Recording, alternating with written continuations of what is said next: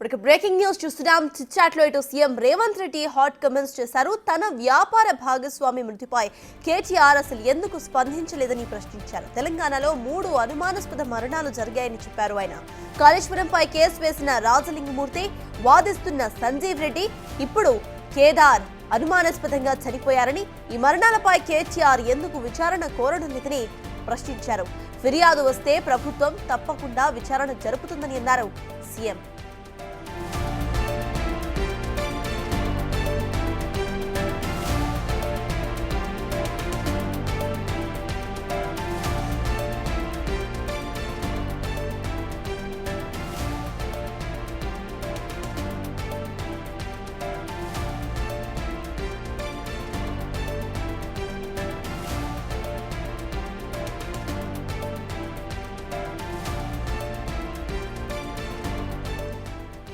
చిట్చాట్లో CM Revanth Reddy hot comments చేశారు. తన వ్యాపార భాగస్వామి మృతిపై కేటీఆర్ అసలు ఎందుకు స్పందించడం లేదని ప్రశ్నించారు ఆయన.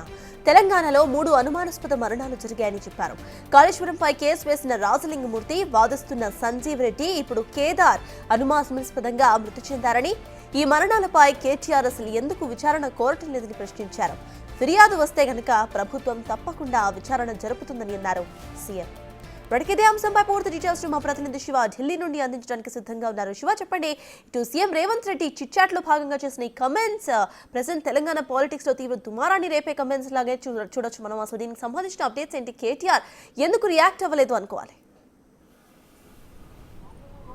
రైట్, ఢిల్లీ పర్యటనలో భాగంగా సీఎం రేవంత్ రెడ్డి చిట్చాట్ నిర్వహించారు. ఈ చిట్చాట్లో పలు కీలక వ్యాఖ్యలు చేశారని మనం ప్రధానంగా చెప్పుకోవాలి. ఏదైతే కేటీఆర్ వ్యాపార భాగస్వామి కేదార్ మృతిపై ఎందుకు స్పందించడం లేదు, ప్రతి ఇష్యూ మీద ట్విట్టర్ వేదికగా అలాగే మీడియా ముఖంగా హడావిడి చేసే కేటీఆర్ ఎందుకు వ్యాపార భాగస్వామి అయిన కేదార్ మృతిపై స్పందించడం లేదంటూ కూడా సీఎం రేవంత్ రెడ్డి వ్యాఖ్యలు చేశారు. మరోవైపు కాళేశ్వరం ప్రాజెక్టుకు సంబంధించి గతంలో ఎవరైతే కాళేశ్వరం ప్రాజెక్టుకు సంబంధించి వాదించిన లాయర్, ఎవరైతే కేసు వేసిన సంజీవ్ రెడ్డి, ఇద్దరు ఎవరైతే ఉన్నారో వారిద్దరూ మృతిపై కూడా పలు అనుమానాలు వ్యక్తమవుతున్నాయంటూ కూడా, అంటే మిస్టరీగా మారాయి.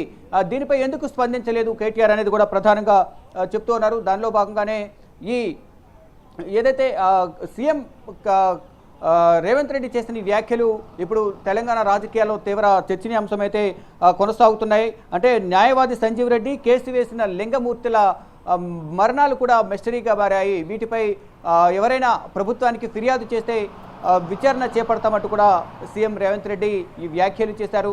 అంటే ప్రతి సందర్భంలో కూడా కేటీఆర్ ప్రతిదానికి హడావిడి చేస్తారు. ఇటు ట్విట్టర్ వేదికగా కౌంటర్లు ఇస్తూ ఉంటారు, మరోవైపు మీడియా ముఖంగా కూడా ఆయన మాట్లాడుతూ ఉంటారు. కానీ ఇటు సొంత మనుషులపైన, మరోవైపు ఏదైతే వ్యాపార భాగస్వామి కేదార్ కానీ, గతంలో కేదార్ రాడిసన్ హోటల్లో డ్రగ్స్ కేసులో పాజిటివ్గా వైద్య పరీక్షలు నిర్వహించిన నేపథ్యంలో పాజిటివ్ వచ్చింది. అతనికి సంబంధించి ఇప్పుడు ఆ డ్రగ్స్ సేవించే, అధిక మోతాదులో డ్రగ్స్ సేవించిన నేపథ్యంలోనే ఇక్కడ దుబాయ్లో మరణించినట్లుగా కూడా సమాచారం అయితే అందుతోంది. ఆ మృతి చెందిన సందర్భంలో అదే పార్టీకి చెందిన మాజీ ఎమ్మెల్యే కూడా ఉన్నారు అనే ఒక సమాచారం అయితే అందుతుందంటూ కూడా ఆ మాజీ ఎమ్మెల్యే ఎవరు చెప్పాలి అనేది ప్రధానంగా సీఎం రేవంత్ రెడ్డి కోరుతూ ఉన్నారు. ఏదైతే ఈ మరణాలపై ఎవరైనా కంప్లైంట్ చేస్తే దానిపై దర్యాప్తు చేసేందుకు ప్రభుత్వం సిద్ధంగా ఉందంటూ కూడా చెప్తున్నారు. మరి ఈ వ్యాఖ్యలపై ఇమీడియట్గా కేటీఆర్ అని ట్వీట్ చేస్తారా, లేకపోతే ఏమైనా స్పందిస్తారా, కేటీఆర్ అనుచర వర్గం కానీ పార్టీ నేతలు ఏమైనా స్పందిస్తారా అనేది కూడా చూడాల్సి ఉంది.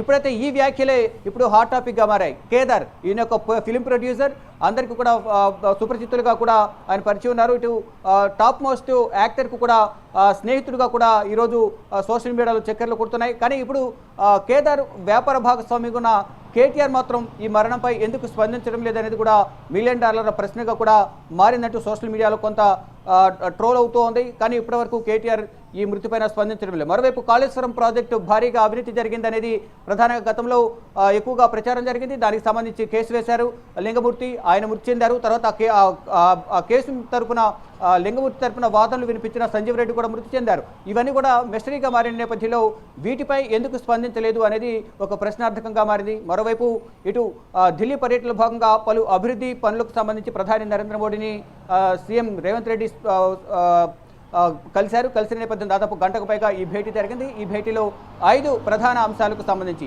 మూసీ రివర్ ప్రక్షాళన, మరోవైపు regional ring road, regional railway, మరోవైపు ఇతర సమస్యలకు సంబంధించి మెట్రో రైలుకు సంబంధించి మొత్తం 5 ప్రాజెక్టులకు సంబంధించి ఆయన ముందు కొన్ని ప్రతిపాదనలు ఉంచారు. కానీ గత ప్రభుత్వ హయాంలో మేము కేటాయించిన పనులను కంప్లీట్ చేయలేదంటూ కూడా సీఎం రేవంత్ రెడ్డికి ప్రతిగా మరొక మెమరాండం ప్రధాని నరేంద్ర మోడీ ఇవ్వడం పట్ల కూడా సీఎం రేవంత్ రెడ్డి కొన్ని ఆసక్తికర వ్యాఖ్యలు చేశారు. అంటే నేను రాష్ట్ర అభివృద్ధి కోసం ఆయన కలవడానికి వెళ్ళి కొన్ని విజ్ఞాపనలు సమర్పించేందుకు నేను వెళ్ళిన నేపథ్యంలో ఆయన నాకు ఒక లెటర్ను తిరిగి నాకు ఇచ్చారు.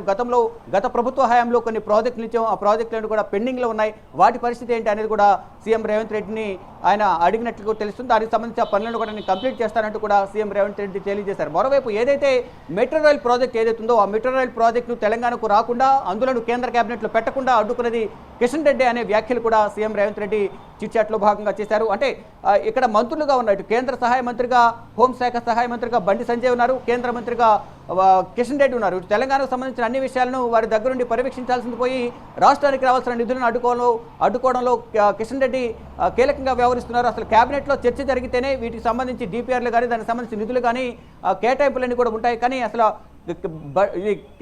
కేబినెట్ వరకు వెళ్లకుండా కిషన్ రెడ్డి అడ్డుకుంటున్నారనేది ప్రధానంగా సీఎం రేవంత్ రెడ్డి తెలియజేస్తున్నారు. ఒకవేళ ఏదైతే ఈ కేబినెట్కి వెళ్ళి అక్కడ చర్చ జరిగితే అదంతా మీ ఖాతాలో వేసుకుని మీరే విజయం సాధించినట్లుగా, మీరే ఈ పనులు చేసినట్లుగా మీరు ప్రచారం చేసుకుని దానికి సంబంధించి ఆ పనులను కూడా కంప్లీట్ చేస్తే మీ ఆధ్వర్యంలో భారీ బహిరంగ సభ ఏర్పాటు చేస్తే మీకు ఘన సన్మానం చేస్తామంటూ కూడా కిషన్ రెడ్డిని బండి సంజయ్ని ఉద్దేశించి సీఎం రేవంత్ రెడ్డి కూడా కొన్ని వ్యాఖ్యలు చేస్తారు. ఇక ఎస్ఎల్బీసీకి సంబంధించి ఎస్ఎల్బీసీ ఏదైతుందో ఇది గత 10 సంవత్సరాల కాలంలో సీఎం రేవంత్ రెడ్డి ఆయనకు కమిషనర్లకు కక్కుర్తుపడి తనకు కమిషనర్ రావనే ఉద్దేశంతోనే అప్పటి వరకు కాంగ్రెస్ ప్రభుత్వం దాని నిర్మాణం చేపట్టింది. తర్వాత 2014లో కేసీఆర్ అధికారంలోకి వచ్చిన తర్వాత దాని నిర్మాణం అనేది పక్కన పడేశారు. గత 10 సంవత్సరాలుగా ఎటువంటి పనులు చేయలేదు.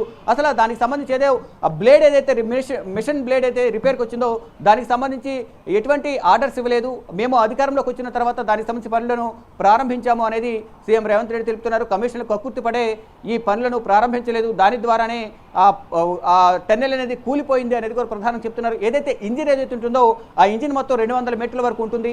ఆ నేపథ్యంలో ఇంజిన్ మీద ఉన్న 8 మంది ఎవరైతే కార్మికులు ఉన్నారో ఆ కార్మికులు అక్కడ ఇరుక్కుపోవడం, వారికి వెనుక ఉన్న వారికి చెప్పిన నేపథ్యంలో మిగిలిన దూరంగా ఉన్న మిగతా కార్మికులు అక్కడి నుంచి బయట పడగలిగారు.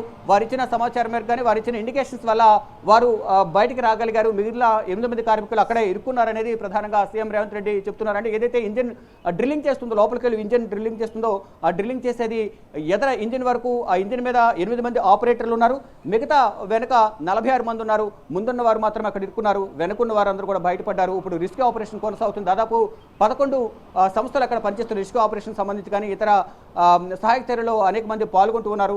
ఇది కూడా ఎప్పటికప్పుడు ప్రధాని నరేంద్ర మోడీకి సమాచారం ఇస్తున్నాం. ఈ రోజు జరిగిన సమావేశంలో కూడా ఈ ఎస్ఎల్బీసీ టన్నెల్ నిర్మాణం కానీ అది కూలిపోవడానికి కానీ అసలు పనులు ఎప్పుడు ఆగిపోయాయి, మళ్ళీ ఎప్పుడు ప్రారంభమయ్యాయి, గతంలో ఏ విధంగా పనులు కొనసాగాయి, ఇప్పుడు ఏ విధంగా కొనసాగుతున్నాయి అనే అంశాలన్నింటి కూడా ప్రధానికి వివరించారంటూ కూడా సీఎం రేవంత్ రెడ్డి తెలియజేస్తున్నారు. కేవలం 5,000 కోట్లతో ఈ మొత్తం టన్నెల్ నిర్మాణం అంతా కంప్లీట్ కాబోతుంది. కాబట్టి అది వారి 5,000 కోట్లలో కమిషన్ అనేది తక్కువ వస్తుంది. కాబట్టి అది కనీసం 50,000 కోట్లు 1,00,000 కోట్లు ఉంటే కమిషన్ ఎక్కువ ఉంచే అవకాశం ఉంటుంది. కాబట్టి అంత అవకాశం లేదు. కాబట్టి కేసీఆర్ ప్రభుత్వం ఈ టన్నెల్ నిర్మాణాన్ని మధ్యలోనే ఆపేసిన అధికారంలోకి వచ్చిన తర్వాత పనులు అనేది ప్రారంభించలేదు.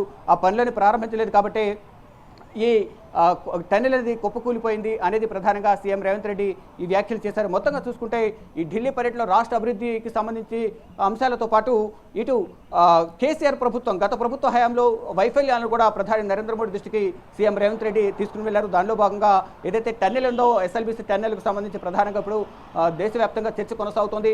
దానికి సంబంధించి ఇది ఫారిన్ కంపెనీకి నిర్మాణం బాధ్యత అప్పగించిన నేపథ్యంలో దానికి సంబంధించి పనులు కొనసాగుతూ ఉన్నాయి. కానీ గత ప్రభుత్వం 10 సంవత్సరాల కాలంలో ఎటువంటి పనులు చేయకపోవడం వల్లే అక్కడ టన్నెల్ అనేది బలహీనపడి కూలిపోయింది అనేది ప్రధానంగా తెలుస్తుంది. దానికి సంబంధించి మొత్తం నివేదిక ఏం జరిగింది అనేది ప్రధాని నరేంద్ర మోడీకి వివరించారని కూడా ఆయన తెలిపారు. ఇక అభివృద్ధికి సంబంధించి ఇంతకుముందు చెప్పినట్లుగా కూడా మూసీ నది రివర్కి సంబంధించి అలాగే ఇతర అంశాలకు సంబంధించి ప్రధానంగా ప్రధాని నరేంద్ర మోడీతో సీఎం రేవంత్ రెడ్డి చర్చించారు. ఏదైతే రీజనల్ రింగ్ రోడ్డు అలాగే దాని మధ్యలోనే రీజనల్ రైల్వే, ఈ రీజనల్ రైల్వేని కూడా నిర్మించేందుకు సంబంధించి ఒక ప్రణాళికకు సంబంధించి కొన్ని కీలక అంశాలకు సంబంధించి కూడా ప్రధాని నరేంద్ర మోడీతో సీఎం రేవంత్ రెడ్డి చర్చించినట్లు కూడా తెలుస్తుంది. ఈ అంశాలపైన ఆయనతో అనేక అంశాలకు సంబంధించి ఇక ఎస్ఎల్బీసీకి సంబంధించి కూడా ఎన్ని అవాంతరాలు ఎదురైనా ఈ ఎస్ఎల్బీసీని మేము కంప్లీట్ చేసి తీరుతాము అనేది ప్రధానంగా సీఎం రేవంత్ రెడ్డి తెలియజేస్తున్నారు. ఇక మొత్తంగా చూసుకుంటే రాష్ట్ర అభివృద్ధికి సంబంధించి కానీ ఇతర రాష్ట్రంలో పెండింగ్లో ఉన్న ప్రాజెక్టులకు సంబంధించి కేంద్ర ప్రభుత్వం నుంచి అందాల్సిన సహకారానికి సంబంధించి కూడా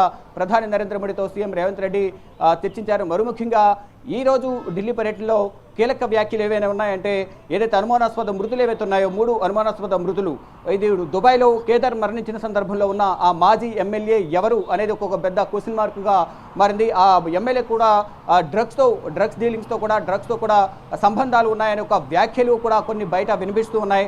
మరోవైపు కాళేశ్వరం ప్రాజెక్టు సంబంధించి లింగమూర్తి కేసు వాదించిన సంజీవ్ రెడ్డి వీరందరి మరణాలు కూడా అనుమానాస్పదంగా ఉన్నాయంటూ కూడా సీఎం రేవంత్ రెడ్డి చేసిన వ్యాఖ్యలు అంటే సీఎం రేవంత్ రెడ్డి దృష్టికి వచ్చాయి. దీనికి సంబంధించి ఎవరైనా